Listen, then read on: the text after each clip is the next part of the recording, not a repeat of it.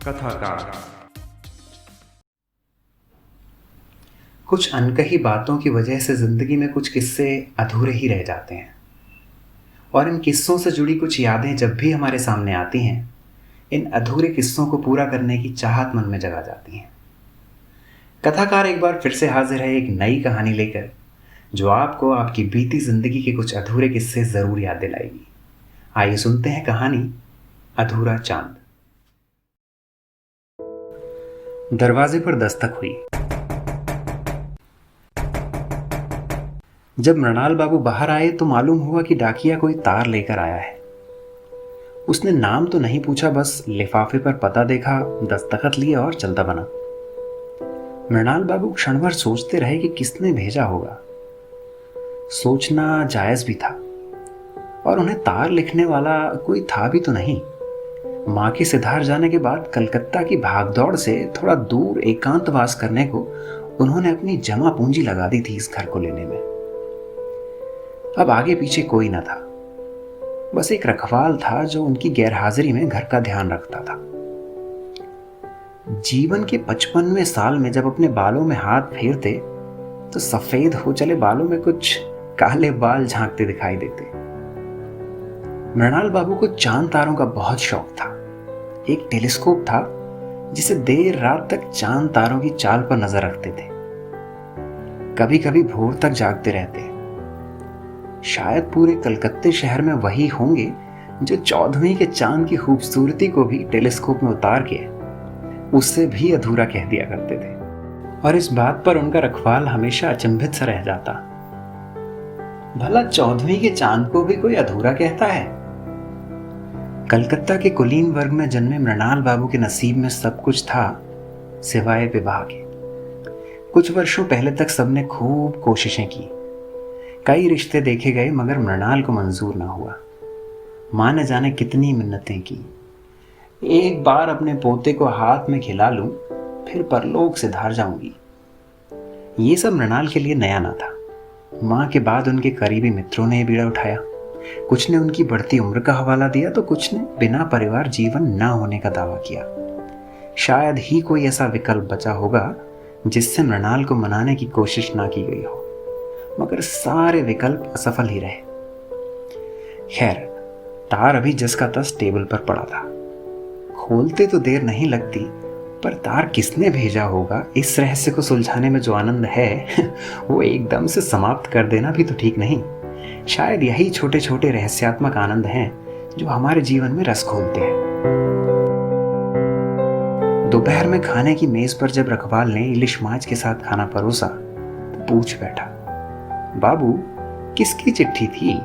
कहने लगे, जाने कौन याद कर बैठा ढलती उम्र में, और फिर मुस्कुराने लगे। रखवाल हमेशा की तरह अचंभित सा देखता रहा उनको। आप और आपकी बातें। ये तार किसने भेजा होगा के उत्तर में उनके जहन में कई नाम आए, मगर नंदिता के नाम ने उन्हें सबसे ज्यादा रोमांचित किया।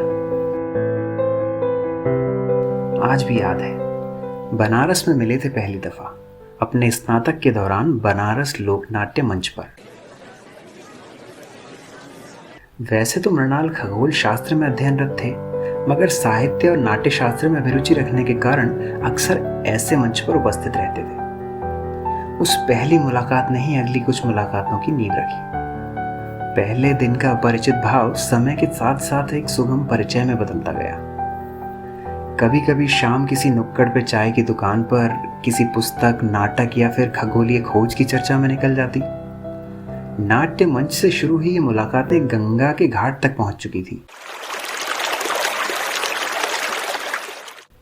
जहां गंगा के पानी में आधे चांद की परछाई भी उन्हें पूरी लगती थी। ऐसे में दो दिलों में प्रेम की शंका ना हुई होगी, जरूर हुई होगी, किंतु दोनों ने ही इस बात का जिक्र किसी से कभी ना किया। वजह जाने कितनी होंगी। लोकलाज, जाति, धर्म और प्रेम भी तो अपने आप में एक वजह ही है। वैसे प्रेम शब्द है ही गूढ़ और रहस्यात्मक। कभी तो गला फाड़कर इजहार करने पर भी सुनाई नहीं देता, और कभी तो मौन रहकर भी प्रेम का एक एक शब्द कानों में मधुर संगीत घोल देता है। वैसे मौखिक रूप से इस बात की पुष्टि कभी ना हो पाई थी कि दोनों में प्रेम है भी या नहीं। कहा भी तो नहीं था किसी ने। क्या सिर्फ भाव से ही पता चलता होगा? चलता होगा पर कभी चांद को टेलीस्कोप से निहारते हुए ख्याल जरूर आता नंदिता का, और ख्याल के साथ ये सवाल भी कि क्या नंदिता को भी प्रेम रहा होगा। ऐसा नहीं कि मृणाल बाबू ने कोशिश नहीं की, जाने उन दिनों कितने ही खत लिखे, मगर सब आज भी उन्हीं की डायरियों के बीच दबे धूल खा रहे हैं। स्नातक के आखिरी दिन तक सोचते रहे थे, शायद मन में एक ही भाव लिए दोनों ने एक दूसरे को अलविदा कहा होगा। खैर, अब तो बरसों हो चले हैं इस बात को। आखिर शाम को चाय के बाद मृणाल बाबू ने तार उठाया। लिफाफा खोलते हुए भी जाने कितने ही नामों ने उनके जहन के गहरे समंदर में गोते लगाए। आखिरकार तार पढ़ा, एक बार नहीं कई बार पढ़ा, मानो कुछ अधूरा सा पूरा हुआ हो, मानो बरसों का बीता हुआ वापस आया हो। तार किसी मित्र का था और बनारस लोकनाट्य मंच के अध्यक्ष का था। बरसों बाद एक आमंत्रण था, आने का विशेष अनुग्रह था। तार के साथ एक छोटा सा इश्तिहार नुमा कुछ पर्चा था जिस पर बड़े अक्षरों में लिखा था, नाटक का नाम अधूरा चांद, नाटककार नंदिता।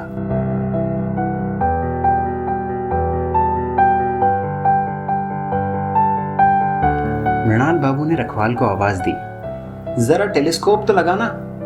कुछ देर बाद रखवाल ने टेलीस्कोप लगाते हुए कहा, वैसे बाबू आज क्या ही दिखेगा, बादलों की सी रात में और चांद भी तो पूरा नहीं है। मृणाल बाबू ने टेलीस्कोप में चांद का अक्स देखते हुए कहा, अरे आज ही तो चांद पूरा है। इस पर रखवाल हमेशा की तरह अचंभित होकर मृणाल बाबू को देखता रहा, और मृणाल बाबू वो तो बस टेलीस्कोप में चांद को निहारते रहे।